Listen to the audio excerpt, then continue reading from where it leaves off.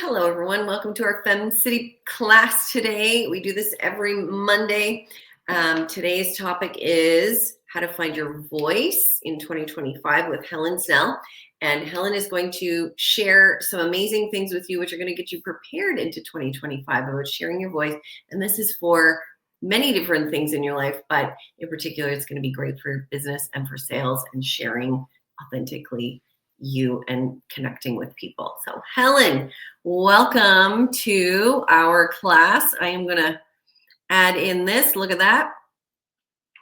We can just do that, and I will let you take it over and share about finding your voice. I'll be right here in case you need me. Awesome. Thank you. And thanks everyone for your patience. So my work is focused around storytelling. Obviously, if you're waiting on the call, you can see that I'm not a technical genius. So whether it is social media or a biography, making up a landing page, helping with a sales presentation, or helping someone write a book, I'm always about helping people find their message through storytelling. And I wanted to talk at the end of the year with the FemCity community about finding your voice, because your story is the one that should actually be able to build the confidence in you that will help you create more success for next year. So let's think of someone who owns their story. Who hasn't seen Taylor Swift in the media, I feel like, all year? She's big in the news. Most people love her, but not everyone. And as we've watched her journey from a child country music singer to one of the biggest names in pop music, she did a few things. So she moved away from country music, and there was this conversation around she was going to be like a one-hit wonder in the pop world, and she was a sellout for country music. People gave her a hard time, but she certainly proved them wrong. She sung over and over again about her heartbreak with her various boyfriends, and she was ridiculed about that, but she took it all on. She embraced it, and she actually even made fun of that in some of her more current music. She was also expected to be like slim and perfect, and she took some time away to rest, and she actually gained some healthy weight, and she still looks fabulous. So we can all relate to her story. Why? It's because she owns who she is. She knows who she is. She doesn't try to follow the latest music trends. She doesn't dress half naked on stage. She isn't on Twitter or X all the time, or OnlyFriends, or any weird platforms like that. And she doesn't live the party life in Hollywood. She loves cats, and she spends time with her non-celebrity friends and family. She gives generously to charity. She pays her staff really well. And so, even though she flies around the world in her private jet to go and visit her boyfriend at his football games, she loves the simple things. And it's those things that we tend to relate to. It's those things that she shows us as her story. And so, we don't see that jet set lifestyle, but we see the simplicity of who she is. And your success can be as simple as that. So, owning your story, I'm going to cover with you quickly because we've only got 20 minutes and I was a little bit slow getting on here too. So, what does that mean when you're thinking of owning your story or finding your voice? So, I want to start first with your why story. It's important to know why you do what you do. And Simon Sinek has this great book, Start with Your Why. But I want to stress a word here: start. Don't end with your why. That's the beginning of your story and the beginning of your brand journey. So if you think of the messaging that you're putting out now, and if you're sharing your why story and not getting a lot of response, it's because there's an appropriate time for that why story.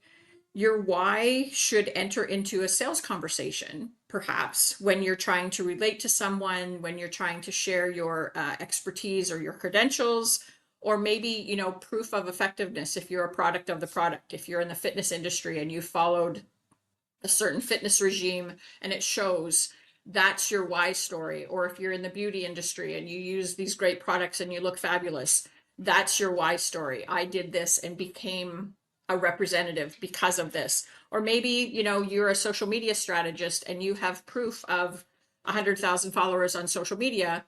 That's your why story. And that's a great time to share it, is on a sales call. But I want you to think before you share your why, when you're introducing yourself or on social media or in a newsletter that you're putting out, instead of thinking of the word why, think of why will that help me? That's the question that your customer wants answered. They want to know, what is it about that story? What is it about what you do that's going to help them? So, what does your potential customer need? I used to think that I needed to explain what business storytelling was to people. I needed to educate them, but I don't. I just need to share how I can help their engagement, help their sales, help their confidence. So, when you're thinking of your why story, think of those things. Why will that help me? That's what your customer is thinking of. So, let's move on to brand story. This is the story that I really want you to own.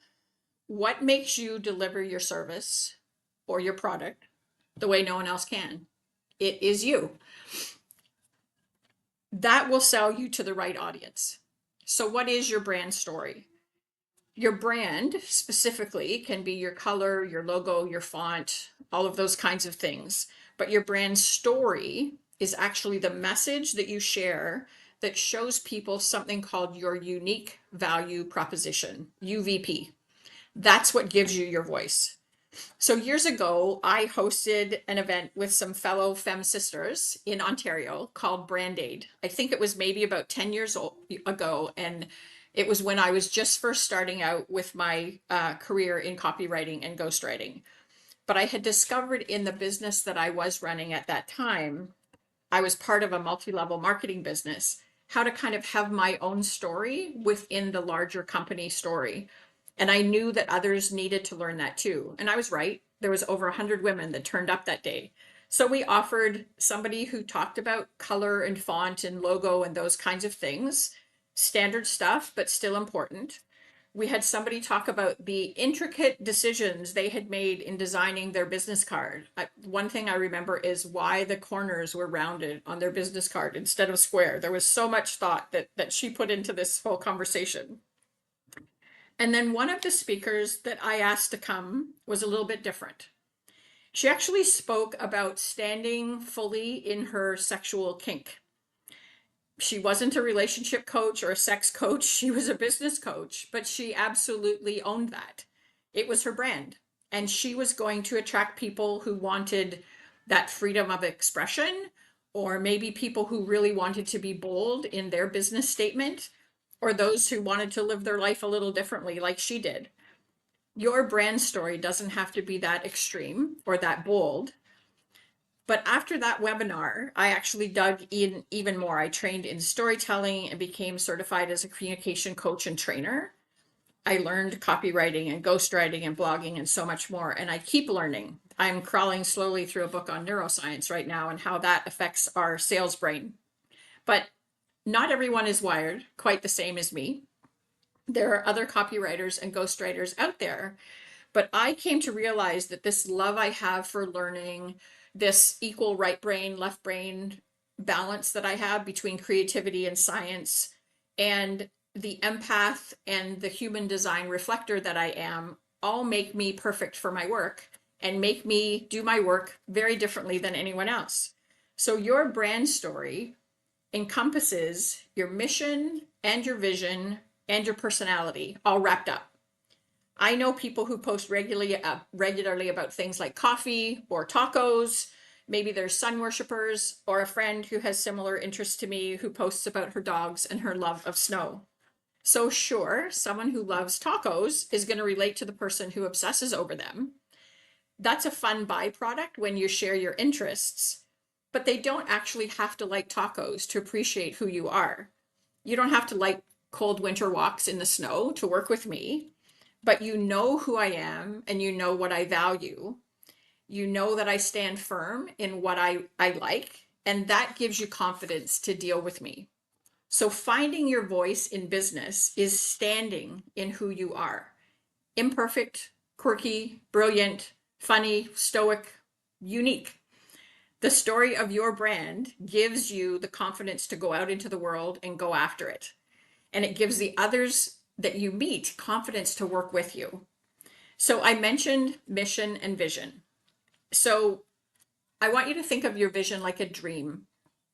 What would your world be like if you could create anything? And your mission is kind of acting that out in your business. It's the daily actions that move you towards that vision. So your guiding principles, so to speak. And it can take some really serious time to work through mission and vision statements. And I'm not going to take you into that today. What I want you to think about is values. So, and I'm going to have you highlight some experience that you have as well. So I'm going to talk about those two things together. So values are really important in business, and your personal values certainly should align with your business values. That is part of your brand. Values within FemCity, for example, include empowering women, inclusivity and equity, creating opportunities. So think of, what do you stand for? What are those values that are important to you in your life and in your work?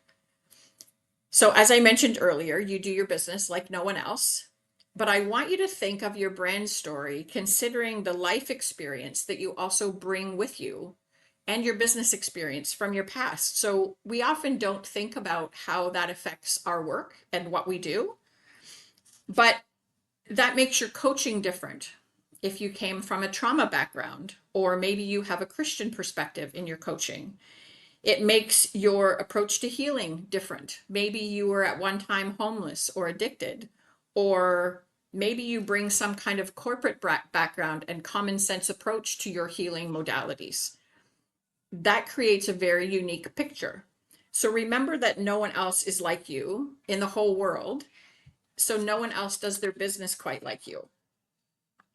I'm going to attach at the end of this, Lynn, you can help me figure this out, maybe make a note. There's a PDF that I want to make available to everyone, and I'm not sure if we can share that through the chat or how we can do that, but it gives you some questions to be thinking of, what I call your story bio.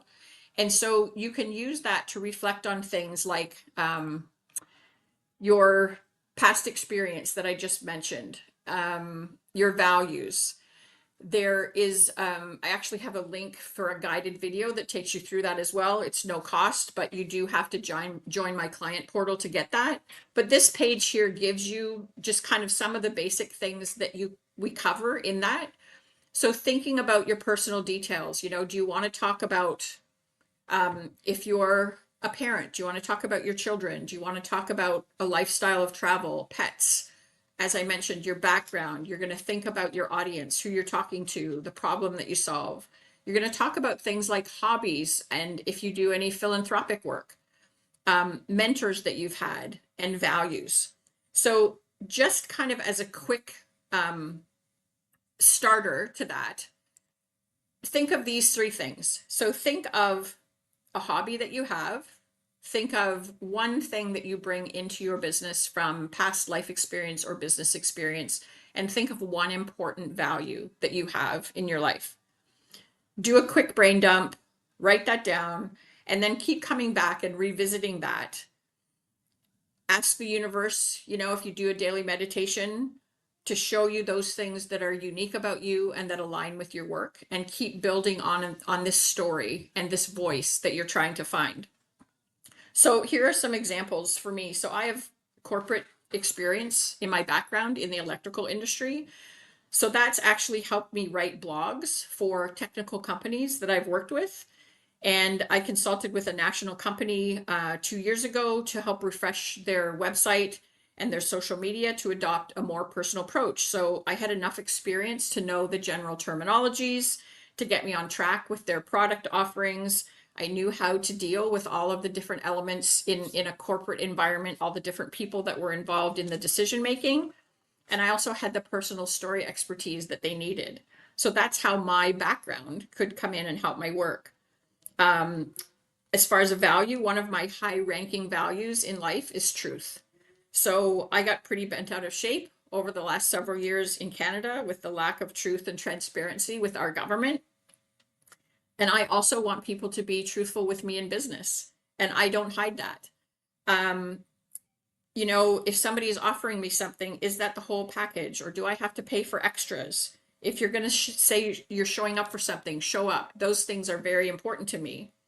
And I have lost more than one book contract because I've had a frank discussion with people about truth. Why are you writing your book? What are your expectations? What is the cost versus your sales expectations? It's important for me to be truthful with my customers or potential customers as well. And a hobby of mine is gardening. So I post things often about my garden. I just posted in our winter snow here some kale that I harvested the other day. Kale is a miracle. It grows in the snow, it grows all the time. So, I'm not great at writing what I call salesy copy. And I could advertise my services as, I could write the book that will change your business or invest in this guaranteed system to create personalized social media posts for life. That's not who I am. But my approach is more nurturing. So I can talk about how I learn about my business and storytelling from working in my garden. I can share social media stories that are planting seeds. I can connect through private messages and know that the right stories that I'm sharing is the weeding process. I can get someone to take me up on a free offer to look further at my work, and that's watering my customer base. Getting them to hire my services is the harvest. So it connects with people in a variety of ways, but most importantly, it connects with people who want a softer approach to sales, and that's what I offer through storytelling. So these people who see these posts, who have conversations with me, they might not need my services yet, but they will grow to trust me because we share things in common. So that's part of my brand. It aligns with my values and it presents good content for social media. So think of a connection that you can make with your business for each one of these topics: a hobby, some past experience, or an important value that you have, and how that could align with your brand or your story. And so I want to end with this. I've got you thinking more about your story, more about the confidence that you can get from having this voice. And this is a great exercise. I heard this from a speaker group I'm part of, and I think it's brilliant. It was used to help people sum up their talk in one sentence or two sentences. But it works just as well as an introduction at networking. And for you to get very clear with what your brand message is. So if you can do this in 30 seconds, you have a really strong sense of your story brand. So think of introducing yourself to people with these four things in mind. In the first 15 seconds, think of what is your signature story or your brand story. Then you're going to make one point, and that's going to address a pain point or offer a solution to your potential audience. Then you're going to talk about a benefit. Why is that important? And then you're going to have a call to action. Book a call, get my download, whatever that might be. So I could use this example. I thought my discovery was finding my brand story to feel comfortable in sales. But I discovered it was my deep desire to help people communicate, from raising a child that has continually struggled with that in the world. People don't need to know what you do, they need to know what you can do for them. Communicating your message clearly is what gets you seen and sold. Book a complimentary power call where I can increase your reach up to 300% on your sales pitch. That was probably like 20 some seconds, and that said everything. So imagine the confidence that you'll have if you can walk into a room, define your unique value, and ask for what you want. That is finding your voice. I could talk about storytelling for hours, but I want to leave you with these things. Facts tell and stories sell. People buy on emotion, and story evokes that emotion. Our brains are wired for story. That science works to develop that know, like, and trust factor. And know, like, and trust is important, but similar to the why story I talked about at the beginning, it is the start of storytelling. Excuse me. You have lots of people who know, like, and trust you, but they don't buy from you. And you know, like, and trust lots of people, but you don't buy from them. You must know how to take the next step to listen to their needs and ask for that sale with confidence if you have the right thing to help them. When you know your brand story, you have the confidence to find your voice and ask for that. And here's a tip.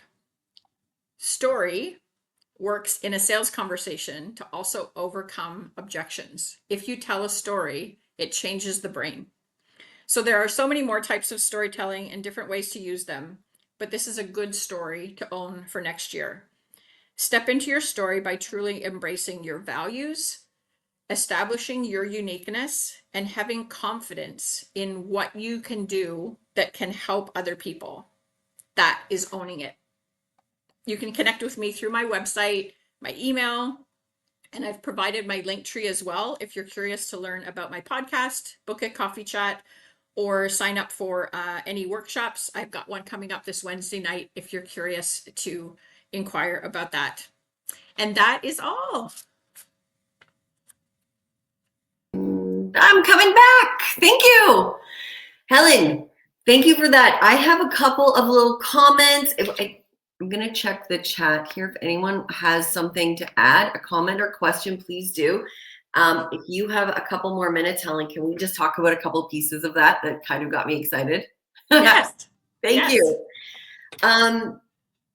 You thank you for giving examples for one, because I think that helps people to really see when they can hear a little bit about it, but to have some examples, I think it's really helpful. And my comment or my little discussion with you is, I have found in the past that people could be a little worried about putting something personal out that is like very personal in a way. I don't mean very personal like they don't want to share it, but something that they feel like they want to cast this wide net, and they're like, if I'm niching down to like the people I'm talking to that are connecting with my story, they can be worried that it's making it smaller. Does that make sense? Like their audience might be smaller, and I don't think that's the case, or also there's value in that sometimes. Can you kind of just mention a little bit about that, what you found for yourself? Absolutely. Yeah. I think, we all want to reach the biggest audience possible, right? And that's one of the hardest marketing lessons, I think, for people to learn in business is your niche is actually your friend. And so, I mentioned, I'm going to go back to this crazy example from this conference that I did. This woman who owns this thing about her sexual kink, she has customers who are men and women, and most of them have nothing to do with that. It just shows her up in a way that people understand that she owns who she is. And so, there can be some things that you don't want to share about your personal life. It depends on your business, it depends on your personality. But niching down is the best thing that you can do for your business. I gave this example at a talk I was giving a couple of weeks ago. I had a client who I helped write a book in California. And all of her social media, everything about her is about women's empowerment. She teaches self-defense to women. But guess what? She has corporate clients and she has male clients. And she doesn't put anything out there to ask them to be her clients. Everything that she speaks to is a woman. It's a female person who needs to feel safe in their environment. But because she is so good at that, it does attract this wider audience. And that's what happens if your story is really on point. Mm-hmm. And your example about Taylor Swift, because truly, as I was listening to you, because you are a great storyteller, and you know what? People don't even realize how it's connecting until you're thinking of it afterwards, or that you realize you were really paying attention. And I think that's also the piece, is having people are paying attention because they go into that part of their brain, right? Yes. I know you've thought about that before, so you got to watch another one from Helen to see that part. But with Taylor Swift, right? She's this uber wealthy, successful, like just out of this world kind of, you would think, to be relatable to most of us. But that's why she is so famous, I think, is because she actually is so relatable in so many ways. Her songs, her music, how she owns it. And so thank you for that example. Yeah, exactly. Whether you like her music or like her or not, you can't deny, who she is and you know about her, and there is a relatability there. Right? Exactly. And you know someone like Beyonce probably just as well, but do you feel like you relate to her as a person? Probably not, because actually, yeah, true. Right? She doesn't have this kind of vibe of this I'm the girl next door that Taylor Swift puts out, right? It's a very different brand. Yeah, and the story you also shared about the woman with the very specific, she's a coach. I know exactly who you're talking about. I haven't seen her in like probably 8 years. I know exactly who you're talking about because of that storytelling that she had that was very powerful, and knew who she was, and she had a confidence. She exuded a confidence because she was willing to share that. So, okay, I also want to just say for your PDF, if you're watching this in the replay, we will put it underneath the replay. We'll be able to find the link to that. And if anyone else needs it in another way, please reach out to Helen. You can find her on social media pretty easily. Or also, Helen, what is your email address? Yeah, you can find me at HHS, stands for Helen Harwood Snell, writes, WRITES, @gmail.com. Awesome, because that's you've got some step-by-step kind of questions and things there for people to work through. But thank you for saying hobby, past experience, and one important value is a good place to start. So I just wanted to kind of reiterate that because I know you said that earlier. Awesome. Thank you, Helen. We appreciate you. And for everyone who's listening, get at it with your story for this year, because it really is powerful. If you haven't looked into that, you can also go and have a look at some content that Helen already has out there. You'll be able to see some more stuff that she does, and just see what she does on social media. And that will also help you with your own, because you do great, Helen. Thank you. Thank you, Lynn. All right. Thanks, everybody. Bye. Bye now.